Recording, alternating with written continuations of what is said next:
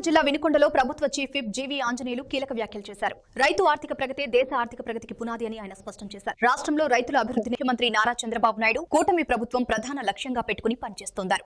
రక్తపాతాలకు నిలయంగా పేరుగాంచిన రాయలసీమను ఉద్యాన పంటల కేంద్రంగా మార్చిన ఘనత చంద్రబాబు నాయుడుకే దక్కుతున్నారు. అదే దిశగా పల్నాడు జిల్లాను కూడా హార్టికల్చర్ హబ్ గా తీర్చిదిద్దడమే ప్రభుత్వ ధ్యేయమని తెలిపారు. జిల్లాలో ఇప్పటికే 50,000 ఎకరాల్లో పండ్ల తోటల సాగుకు రైతులు సిద్ధమవుతున్నారని వెల్లడించారు. మరోవైపు 5 ఏళ్ల వైసీపీ పాలనలో రైతులు తీవ్రంగా నష్టపోయారని, రైతు సంక్షేమాన్ని అప్పటి ప్రభుత్వం పూర్తిగా విస్మరించిందని జీవీ ఆంజనేయులు ఆరోపించారు.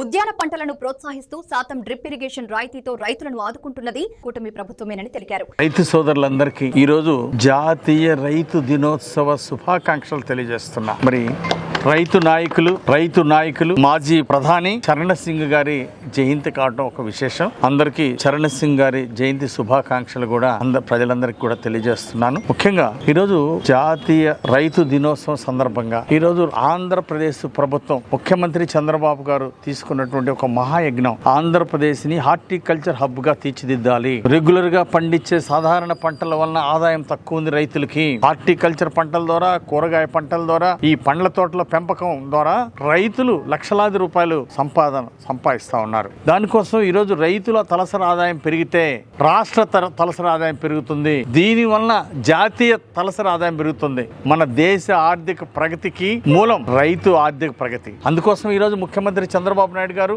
రైతుల్ని ఒక ఆర్థిక ప్రగతి వైపు తీసుకెళ్లడం కోసం ఈరోజు హార్టికల్చర్ పంటల మీద సబ్సిడీ ఇస్తున్నారు. హార్టికల్చర్ పంటలు పండిన రైతులు మరి ఈరోజు రాయలసీమ రైతులు చూసాం. ఒకప్పుడు రాయలసీమ అంటే రక్తపాతం, కక్షలు, కార్పణ్యాలకి నిలయమైనటువంటి రాయలసీమ ఈ రోజు రాయలసీమను సస్యశ్యామలం చేసిన మహానుభావుడు ముఖ్యమంత్రి చంద్రబాబు నాయుడు గారు.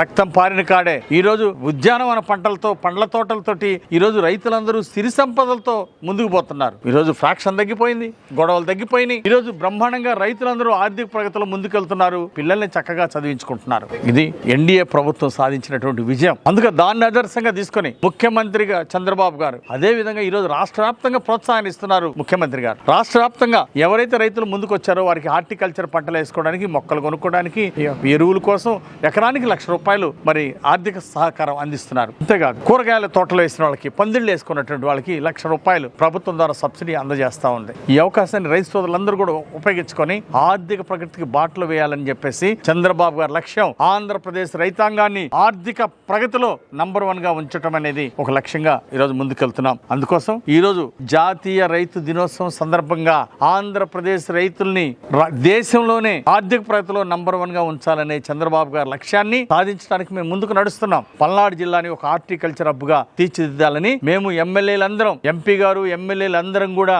ఒక కంకణం కట్టుకున్నాం. పల్నాడు జిల్లాని ఒక హార్టికల్చర్ హబ్ గా తీర్చిదిద్దాలని.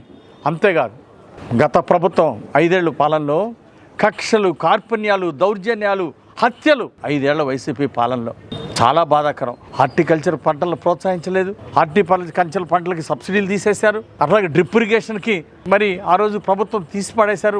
వైసీపీ పాలనలో ఎందుకు తీశారండి? రైతులకు ఎందుకు అన్యాయం చేశారు? గత 5 ఏళ్ల పాలనలో డ్రిప్ ఇరిగేషన్ ఆపేశారు, మైక్రోన్యూట్రియంట్లు ఇవ్వలేదు, ఉచితంగా ఇచ్చే మైక్రోన్యూట్రియంట్లు ఆపేశారు, సబ్సిడీలు రైతులకి హార్టికల్చర్ పంటల ప్రోత్సాహం ఆపేశారు. 5 ఏళ్ల పాలనలో రైతులు నట్టేట ముంచింది వైసీపీ పాలన.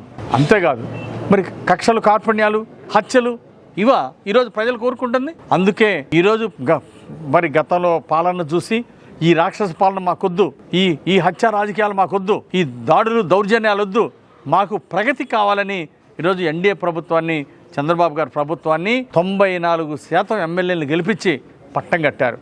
ఆ బాధ్యత మా మీద ఎంతో బాధ్యత ఉంది. అందుకోసమే పల్నాడు జిల్లాని ఆర్థిక ప్రగతిలో ముందుకుంచాలి రైతాంగాన్ని, పల్నాడు జిల్లాని ఒక హార్టికల్చర్ హబ్ గా తీర్చిదిద్దే లక్ష్యంతో ఎమ్మెల్యేలందరం కూడా కంకణం కట్టుకొని ముందుకు నడుస్తున్నాం. చంద్రబాబు గారి ఆశయాలను సాధించడంలో పల్నాడు జిల్లాని ముందుంచాలనేదే మా లక్ష్యం. దానిలో భాగంగా వినుకొండ నియోజకవర్గంలో హార్టికల్చర్ తోటల్ని, పండ్ల కూరగాయల తోటల్ని 50,000 ఎకరాలు వేయాలి అనే లక్ష్యంతో మేము ముందుకెళ్తున్నాం. దానికోసం అనువైనటువంటి ప్రాంతం ఉన్నటువంటి రైతులను గుర్తించి ఈరోజు విజ్ఞాన యాత్రలు ఏర్పాటు చేస్తున్నాం. ఉద్యానవన పంటల్ని పర్యటించి ఈరోజు రైతులకు విజ్ఞాన యాత్ర ఏర్పాటు చేస్తాం. ఈ విజ్ఞాన యాత్ర ద్వారా అక్కడ ఉన్న పండ్ల తోటలు చూస్తారు, కూరగాయల తోటలు చూస్తారు.